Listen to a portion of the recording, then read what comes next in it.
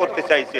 PT থাকতে পেরেছিল যতদিন বলেছিল এনফিল্ড রাইফেলের টুটার মধ্যে এনফিল্ড রাইফেল যে ছিল তার টুটার মধ্যে মুসলিম এলাকায় যে বলেছে ওতে শরীরের চর্বি দিয়ে আছে, ওই টুটাটাকে মুখ দিয়ে ছিঁড়ে তারপরে সেটাকে ইউজ করতে হতো।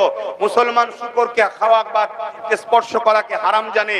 ঠিক আমার অমুসলিম ভাই হিন্দু ভাইদের পাড়ায় যে বলতো এনফিল্ড রাইফেল টুটাতে গরুর চর্বি দিয়ে আছে, কেন বলতো ব্রিটিশরা এই খবরটা?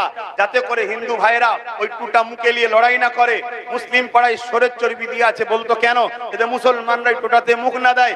এরা দুজন যতদিন বিভাজনে থাকবে ততদিন দেশের হুকুমত করা যাবে। আজও সেই বিভাজন তৈরি করার ষড়যন্ত্র চলছে। কেন?